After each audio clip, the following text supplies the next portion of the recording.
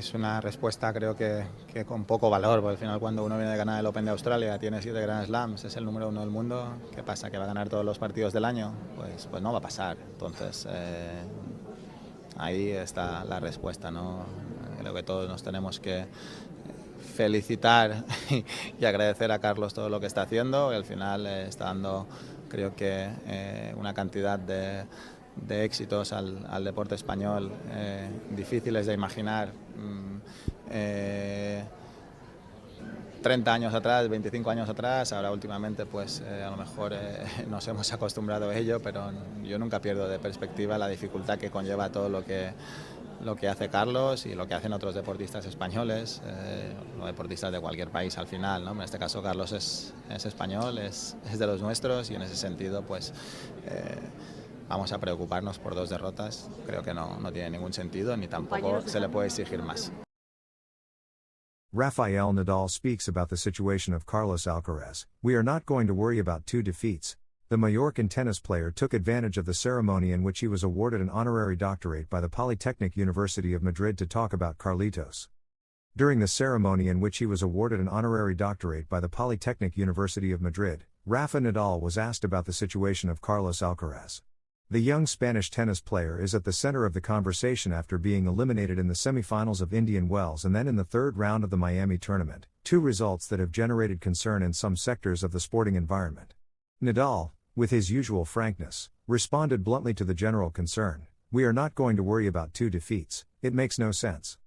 The former Mallorcan tennis player wanted to highlight the value of what Alcaraz is achieving in international tennis and the importance of recognizing the effort and results of the player from Murcia.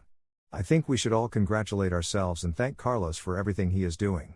He is giving Spanish sport a number of successes that 20 or 30 years ago were difficult to imagine," said the Balearic player, recalling the change in perspective that figures like Alcaraz have brought to national sport. Nadal added that perhaps in Spain people have become used to this level of success too quickly. "Maybe lately we have become accustomed to it, but I never lose sight of how difficult everything Carlos achieves is, just like what other Spanish athletes achieve. Or athletes from any country, really. In this case, Carlos is Spanish, he is one of ours. And worrying about 2 defeats makes no sense, nor can more be demanded of him than what he is already giving." The Mallorcan also addressed the emotional reaction Alcaraz had during his match against Sebastian Korda, where the Murcian openly expressed that he wanted to go home, showing his frustration. Nadal explained that these kinds of moments are understandable, even among the most experienced and successful athletes. "I believe that, no matter how much success you have or how good a moment you are going through, everyone has the right to have a day when they feel frustrated or tired. That is completely normal." In his assessment, Nadal suggested that Alcaraz, upon seeing himself afterward, would probably have preferred not to show his emotions so openly. "From my point of view, I think that when he sees himself, he would surely have preferred not to externalize it. There was no need to show it, you already feel it inside and keep it to yourself. I am convinced that, upon seeing it, he would not have liked showing himself like that, but it is something totally understandable. We can all have a day when things do not go well or when you are more tired than usual. It is absolutely respectable and, from the perspective of another athlete, even more understandable." Jannik Sinner responds to Alcaraz and leaves Novak Djokovic behind. The Italian is growing after the Spaniard's defeat and breaks a Masters 1000 record that Djokovic had held for a decade. Jannik Sinner now has a huge opportunity to reclaim the world #1 ranking, and he does not intend to waste it. The day after Carlos Alcaraz was eliminated in Miami, the Italian tennis player proved to be the machine described by João Fonseca, and barely allowed Corentin Moutet to win 5 games, 6-1, 6-4, in their round of 16 match. After winning Indian Wells a few days ago, he is on track to do the same at the Miami Open 2026, and only Alexander Zverev appears on his horizon as a possible threat. The German has lost their last 6 encounters and has not beaten Sinner for 3 years, before the Italian reached his current level. Such is his dominance that he has taken one of Djokovic's records. The Serbian not only leads in Masters 1000 titles but also held the record for consecutive sets won.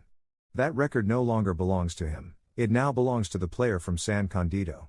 He has not lost since Shanghai in Masters 1000. Jannik Sinner is currently on a streak of 3 consecutive Masters 1000 victories, having won the last one of last season, Paris, the first of this one, Indian Wells, and the 3 matches he has played in Miami, with the added fact that he has not lost a set in those matches. Djokovic had set the record at 24 consecutive sets from Indian Wells to Monte Carlo 2016, and Sinner has now reached 26 across the last 3 Masters 1000 tournaments. He did it in a match that he resolved without much effort, finishing it in 1 hour and 11 minutes. The Frenchman Corentin Moutet was swept aside in the first set and only managed to offer some resistance in the second, but not enough to threaten the world number 2. His next opponent will be the American Alex Michelsen, who came from behind in a 2-hour match against the Chilean Alejandro Tabilo, 3-6, 6-3, 6-4. That physical effort, even with less than 24 hours of rest, should not affect him too much at 21 years old. Even so, he seems to have little chance against a Jannik Sinner who has beaten him in all their encounters and has not dropped a set against him. Not even home advantage may help, as Sinner has defeated him in those matches, too, on American soil, Cincinnati and the US Open, both in the summer of 2024. Farewell to the reigning Miami Open champion. Among the matches that closed the day, the defeat of the defending champion Jakub Mensik stood out, as he lost to the American Francis Tiafoe in a match where he had match points and which was decided 13-11 in the final tiebreak. The result, 7-6-4, 4-6, and 7-6-11, shows the intensity and balance of the contest.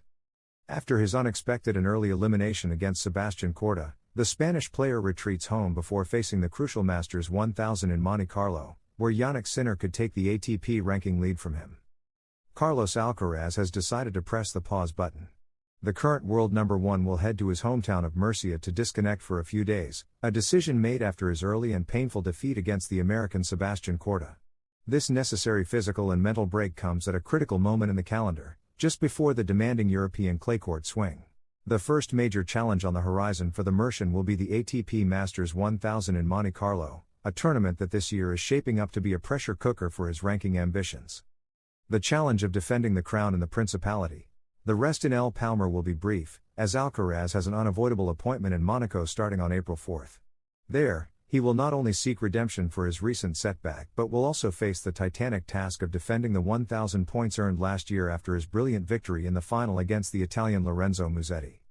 Any early stumble on the Monte Carlo clay would mean a massive loss of points, a scenario of maximum vulnerability that his closest rivals are already watching closely. The real threat called Jannik Sinner. While Alcaraz rests, action continues across the Atlantic, and the danger has a name, Jannik Sinner. The Italian player is still competing in the Miami tournament's round of 16. The math is clear and raises alarms within the Spaniards' camp. If Sinner manages to lift the trophy in Florida, the ATP ranking will undergo a seismic shift. The Italian would drastically close the gap, placing himself just over 1,000 points behind the top spot. This mathematical scenario sets up a thrilling situation for the next tournament.